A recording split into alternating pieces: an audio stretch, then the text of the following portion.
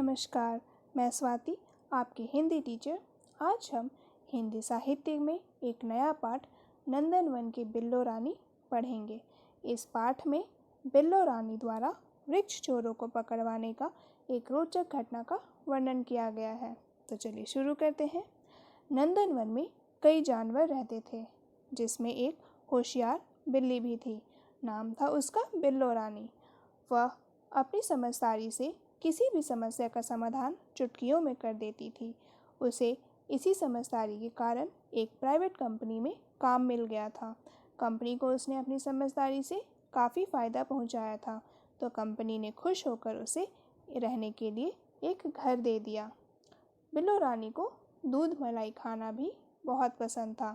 वह फिल्मी गानों को सुनती और उस पर खूब इतराती। वह खुद को फिल्म के किसी हीरोइन से कम न समझती थी। एक बार नंदनवन में एक समस्या आ गया। नंदनवन में रात को कुछ लोग आते और वृक्ष को काटकर ले जाते, जिससे कई पशु पक्षी बेघर हो रहे थे और कई मर रहे थे। यह देखकर जंगल का राजा सिंहराज काफ़ी परेशान था।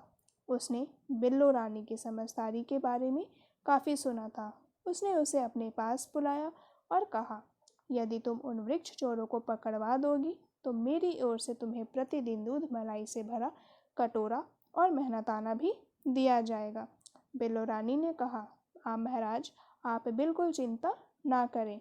मैं शीघ्र ही चोर को पकड़वा कर नंदनवन को नष्ट होने से बचाऊंगी। फिर बिल्लो रानी ने इस काम में जुट गई।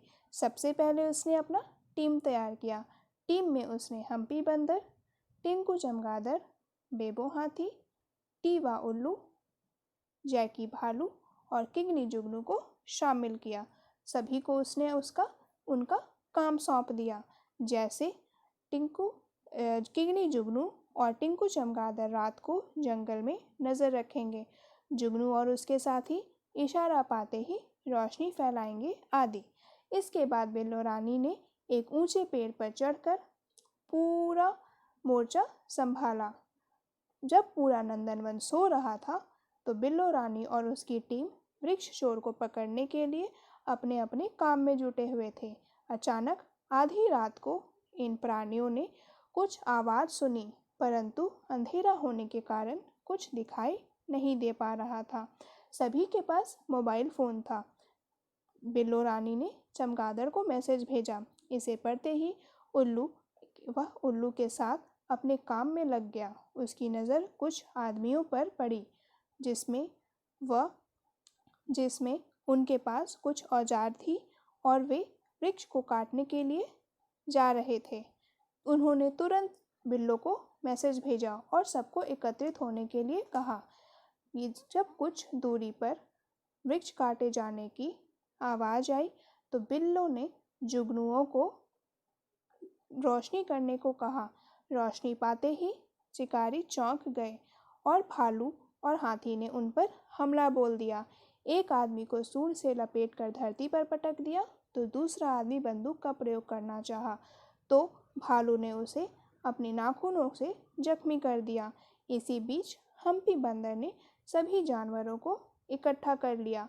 सभी ने उन पर हमला बोल दिया और सभी ने जब उन पर हमला बोला, तो वे अचेत होकर जमीन पर गिर पड़े। सुबह होते ही वृक्ष चोर उठकर भागने के लिए दौड़े, तो हाथी और सभी जानवर भी उनके पीछे दौड़े, लेकिन वे पकड़ में नहीं आए। भागते समय उन्होंने अपना औजार और खाने पीने की कुछ चीज़ें वहीं छोड़कर भाग गए। पशु पक्षियों ने खाने पीने की सभी चीज़ों को आपस में बांट लिया। तभी सिंहराज आए और बिल्लो रानी को बुलाए, और बिल्लो रानी वह अपने साथ दूध मलाई से भरा एक कटोरा लेकर आए थे।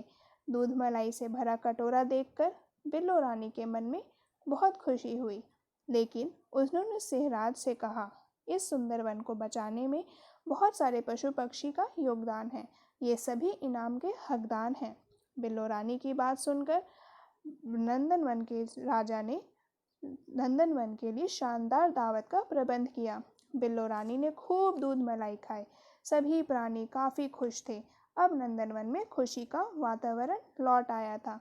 बिल्लो रानी की सभी चतुराई का सभी लोहा मान गए और कहा, ऐसी ही थी हमारी बिल्लो रानी। तो इस पाठ से हमें क्या शिक्षा मिलती है? इस पाठ से हमें यही शिक्षा मिलती है कि चतुराई और प्रबंध कौशल से बड़ी समस्या पर काबू पाया जा सकता है। तो पाठ में आए कुछ शब्दार्थ पर नज़र डालते हैं। समस्या अर्थात मुसीबत, वृक्ष, पेड़, नष्ट, बर्बाद, गिरफ्त, पकड़, सावधानी, होशियारी, एकत्रित, जमा, इकट्ठा। सामग्री का अर्थ है सामान और योगदान का अर्थ है सहयोग, लोहा मानना, ताकत मान जाना। बच्चों, उम्मीद है कि आपको यह पाठ अच्छे से समझ में आ गया हो। आज के लिए इतना ही।